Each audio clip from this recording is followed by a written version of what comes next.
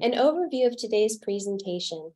I will be going over basically the chapters of my dissertation with you all, beginning with context, going into the purpose of the study as well as the significance, looking at the questions, the different theoretical frameworks I pulled from, which were interdisciplinary, and my methods, positionality, my themes, findings, and implications. The problem, a statement of the problem. So why do I do what I do? I do it because we often hear never forget and never again, and yet we see again and again atrocities happening around the world. This editorial cartoon, I think, speaks volumes, and it only goes up to 2003. We're continuing to see atrocities and genocides around the world, and a lot of these have some strong component of memory and history that is being drawn upon to fuel division that causes a lot of the conflict, and especially violent conflict that's going on. So I would point to the 500 and count plus cases that the Contested History Project in Europe is monitoring right now. They're all around the world, across every continent and so forth. The purpose of my work. So within the Cambodian context, I look at connecting memory with peace and reconciliation efforts going on post-genocide, and understanding how transitional justice, in this case an hybrid tribunal known as the ECCC, or the Extraordinary Chambers in the Courts of Cambodia, work with civil society, NGOs, and partnerships to facilitate peace through memory. And then why? Again, we're trying to see what hints can we glean from the Cambodian context that can inform educational approaches and policies for atrocity prevention. Why now? Why am I studying this now? I am studying specifically the tribunal right now because it's going through a really big transition. It's transitioning from being in the trial stage to going into its legacy phase. So it's a really good time to take a step back, reflect, talk to key informants, and see what lessons can be learned. And then the other reason is because there's a knowledge gap. There's a knowledge gap looking at these kinds of partnerships between transitional justice and civil society. And there's also a gap in qualitative research, really taking the time to have hours upon hours of interviews to better understand the work on the ground that's happening in Cambodia and elsewhere to help Cambodia. Contending with a difficult past. I do not want to dismiss the past of Cambodia in this presentation. This could be an entire semester-long class, let alone just a tiny part of a presentation. But I just wanted to show these visuals and to give a sense through this outline that there have been many decades now of history that has included occupations. It's included the French Protectorate, 90 years of that. It included World War II. It included many things that led to what we're going to be talking about today, which is the Khmer Rouge regime and the aftermath of how we learn of this particular history.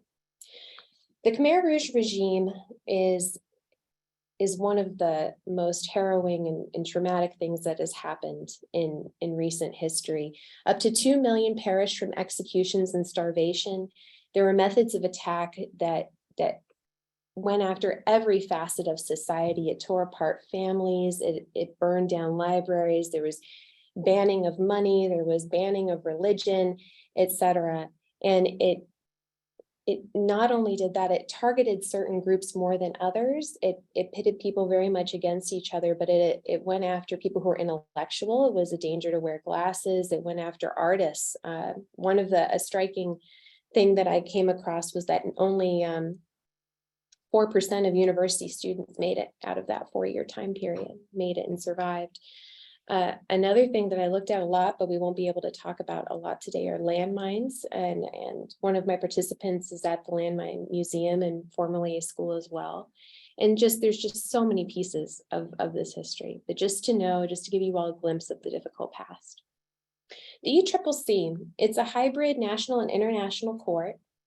It has the backing of the United Nations. It has cost a lot of money. The last figure I was able to pull was from 2015, where at that point it already cost $262.9 million. There are, however, some pieces that were a bit more pioneering for the court than they have been in other tribunals. One was the real centrality of victims for this court and allowing victims to testify as civil parties and having a victim support section, which included mental health resources. The outreach was another component that was really lauded throughout the process, and the efforts of the court to work with the local community to document and legitimize the past.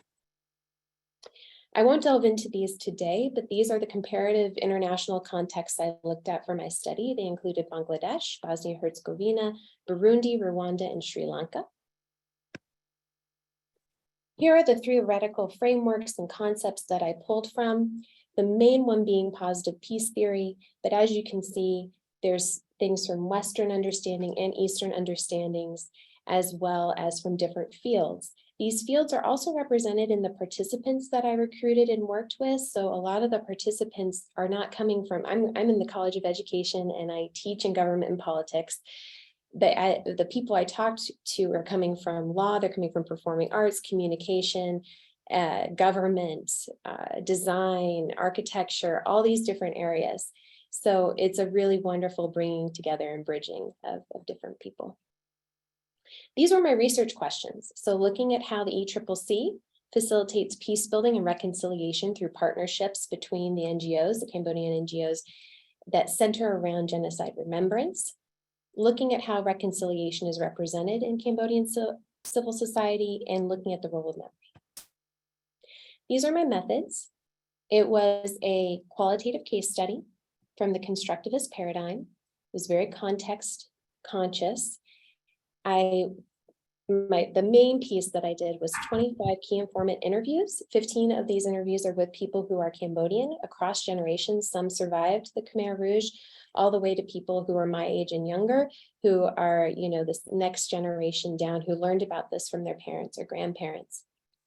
And then 10 non-Cambodian people who are heavily involved in the efforts as well. What do I mean by participant checking? I sent my work out to all my participants before about, depending on the participant, 3 or 4 weeks before today, to make sure I didn't take anything out of context and that I got the essence of what they wanted across. To complement this, I looked at documentation and media that the different participants pointed me to. These were mostly reparation projects, which are a whole myriad of really interesting things, from a textbook to a graphic novel to performing arts to several documentaries that have been made. So really creative projects. I used analysis of narratives, inductive holistic coding, ethical considerations. The key one that I'll bring up to you all is finding a balance between giving credit to those who wanted credit for what they were saying to me. They wanted their organization and they wanted their name attached to their words, and also balancing that out with people who wanted to remain anonymous for reasons of not wanting to be vulnerable for where they work now. Researcher positionality, again, why I do what I do. I do it because it's a way I've found to give back through advocacy. I used to work for about 6 years with a place called Semester at Sea, and I worked heavily with Cambodia, and I met people there in Cambodia, including someone who's here today, Bill, and it made me want to give back, and this is a way I figured that I could. And I try to always work from an ethic of care and to always be centered upon listening first to help inform what I'm doing. Delving into the findings and themes. The first one is what everything else kind of relies upon. And that was, when I was talking to everyone, there were variations upon this theme of there were pros and cons to having this hybrid court that cost so much money, but also accomplished a lot. There were issues surrounding the location of the court. The court was different than other tribunals in a good way, in that the court was in the country of Cambodia. This was not true for other international tribunals, so that was seen as a positive. However, it was seen as a drawback that it was outside of the main town and hard for many people to get to. So major outreach happened to help counter and mitigate that issue. And then something that I was not expecting that came up in the literature, and then again with my participants, were all the theatrical aspects and the performative aspects of the court. Here you can see the court. This is an outreach visit from a group of Sangha of monks who have come to watch trial. That there is bulletproof glass dividing them from the trial itself and the witnesses. And then there's loudspeakers going on and videos as well. So it's a very interesting setup. So why is the court important? Lisak from Anlong Veng Peace Center, he said, it's a message for this and the next generation of Cambodian leaders not to commit human rights violations. If they do, they will be tried. It's very important that people feel they can be reconciled because top leaders will be tried. It's a symbol of justice. A lot of times I heard about how the court is a symbol of justice, and that is very important. Mike Siv was able to bring, he's a Cambodian who was born during the Khmer Rouge family, fled and made it to the United States, but he lives in California now. He did a documentary called Days of Justice, and he took a group of victim civil parties back to testify. So this is his take on it. When I got there, the first couple days, it was disappointing. You can tell nothing's going to happen, and it's almost like a theater. And so I feel bad for the survivors.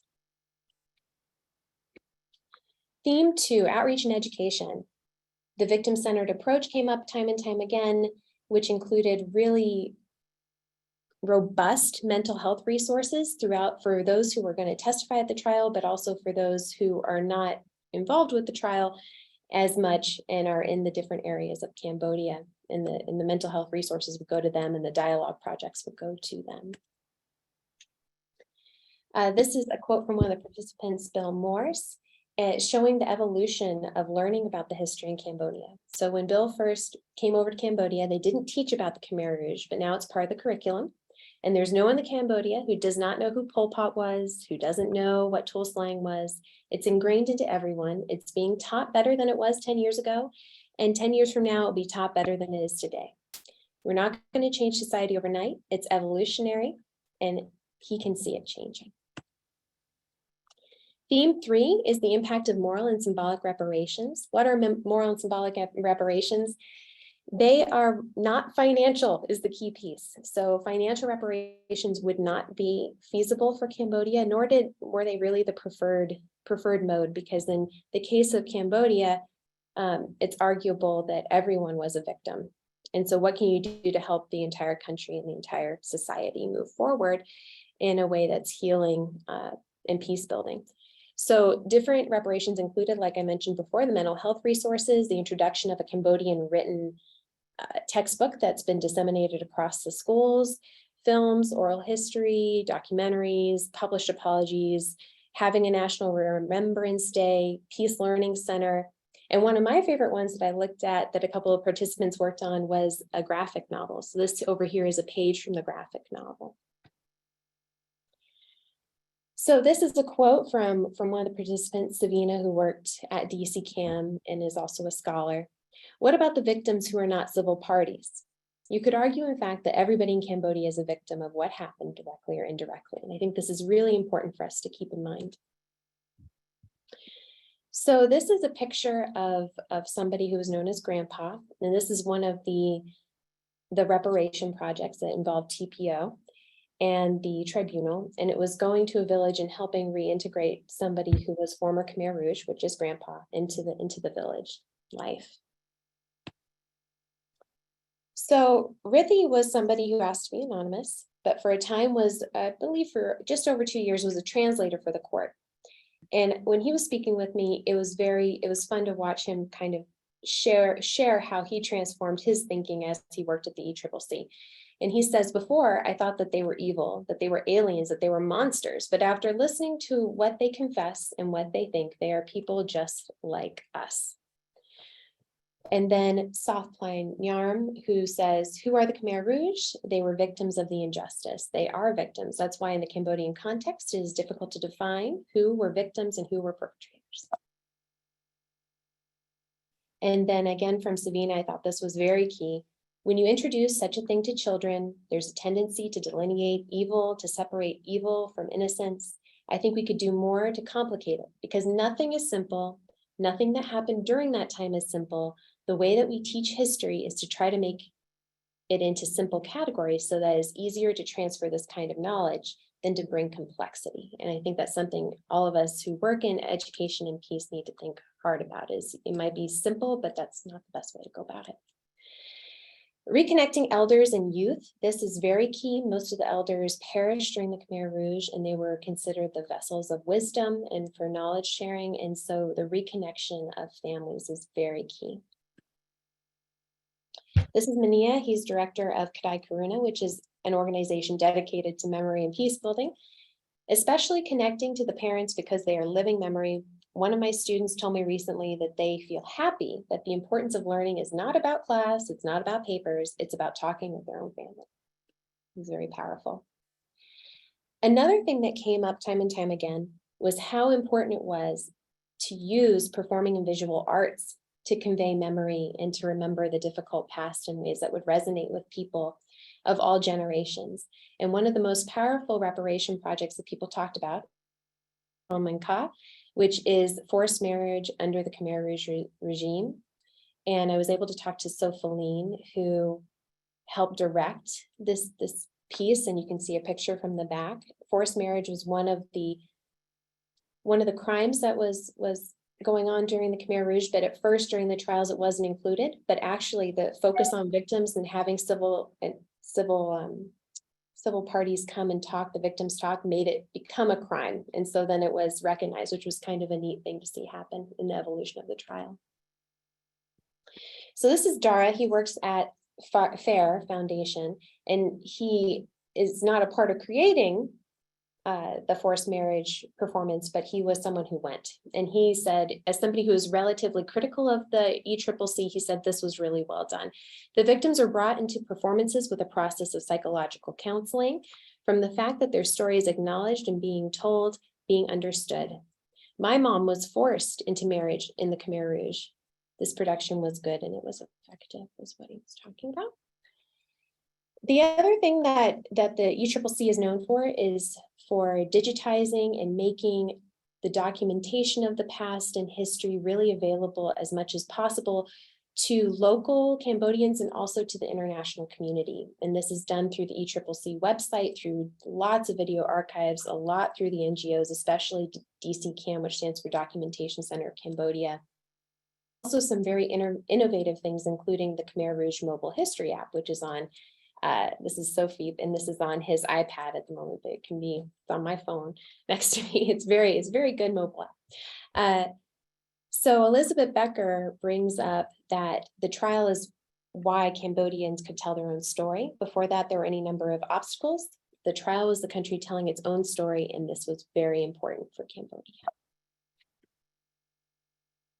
Reconciliation in Cambodia is represented in ways that are very much rooted in Theravada Buddhism.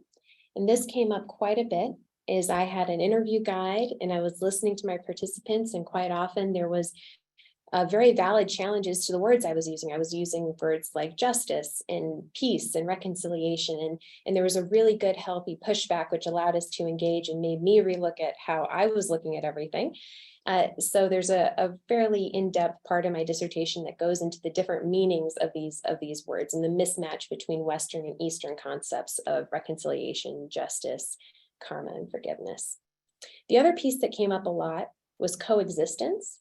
The idea of maybe coexistence is what the goal should be. We should not be asking people who have lost several family members, who were tortured, who were starved. We should not be asking them to forgive and forget. We should not be asking them to forgive and heal to the point of being friends or having a very positive relationship with former people who they view as perpetrators. Maybe what the goal should be is coexistence. So that came up quite a bit as well.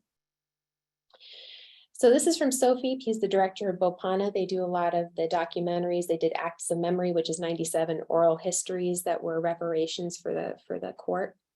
And he says, it is difficult to measure how deep relationships are between survivors and former cadres, in this case, perpetrators. It's difficult to measure. Sometimes I read the work of scholars and they say that they live together, like it's a positive thing, it's going well. And he said, he challenges this and he says, yes, they live together, but we don't really know what's going on the inside. We don't know their psychology. The role of memory in all of this. The role of memory was seen often as a way to heal trauma, to reach a catharsis, to be able to break a silence, if you will. It was a way to rekindle imagination. So a lot of times in these exhibits, so the background photo here is of Tuol Sleng, and these are the photographs of S21. And a lot of times when I talked to Petra at Tuol Sleng, he would discuss how the way the the museum is now shown to people is to spark imagination, both imagination of the past, put yourself in the shoes of the people before you, try to understand the hard situations they were in, how would you act, and also imagining a more positive future, imagining a way that you can go forward as a community and not have these atrocities happen again. So imagination in both directions. And this picture on top of the Tuol Sleng exhibition is a still from the play photographs from S21, which I was able to talk to Kat Phil-Yu, who wrote the play, and learning about how seeing the photographs was a way that inspired her, amongst many other things. She was researching there for years, but to create a play imagining the lives of two of the prisoners there at the prison. This is Craig Atchison. He was a mentor throughout a lot of the process and one of the participants. And I liked how he put this. He says, when people die, you lose one piece of a puzzle. He also compared it to a mosaic. And when millions of people die, your puzzle disintegrates. You need to preserve as much as you can to reconstruct some likeness of the entire image. So this speaks to the need of a diversity of memory of different experiences and so forth. The implications I tied to these different themes included implications for the International Criminal Court, because cases like the one of Cambodia will now be going to the ICC. It won't be having its own tribunal, supposedly. So they can look at these other tribunals that have happened in the interim to learn from them. So part of the implications are for them, archiving memory and memory education, as well as genocide education and peace activism were other places I tied implications to.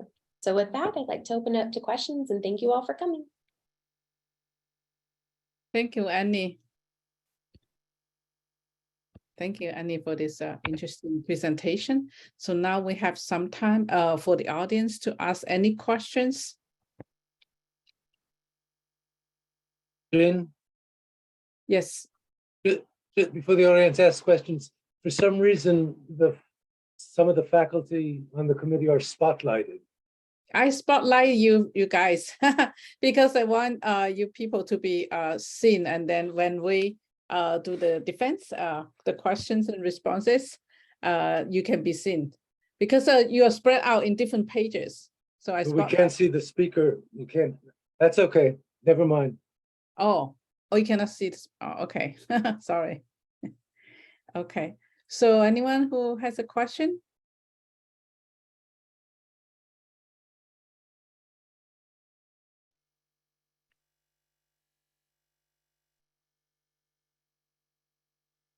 I have a question. Sure, Joey.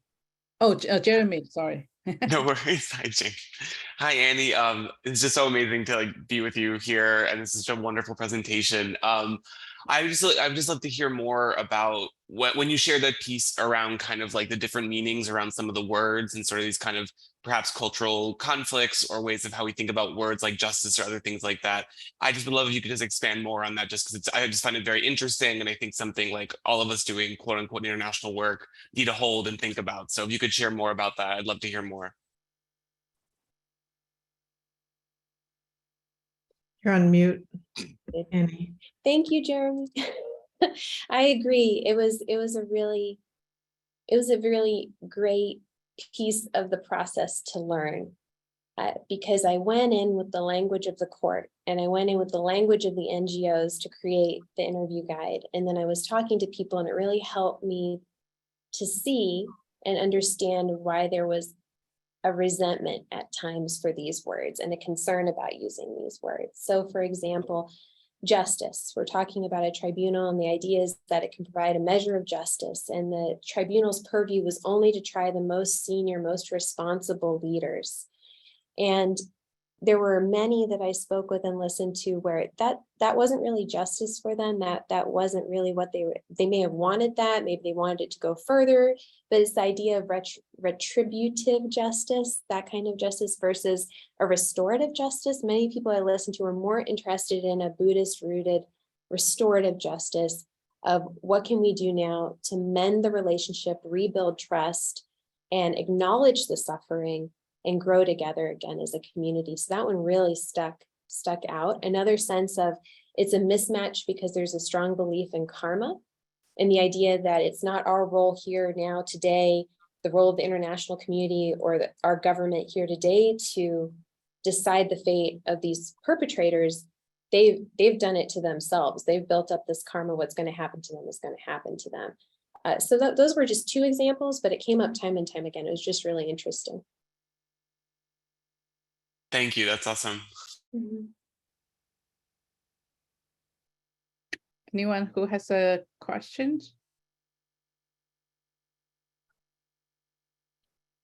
Oh, Emmanuel.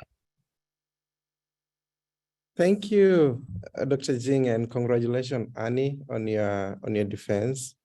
I think my question touches on your slide on how reconciliation is constructed, and I think you did mention that people should not just be asked to really forgive and forget, but to really emphasize the importance of coexistence. If I got you correctly, so I just wanted you to add maybe a little bit more information on how coexistence looks like, especially with minimal forgiveness or without forgiveness. Yeah.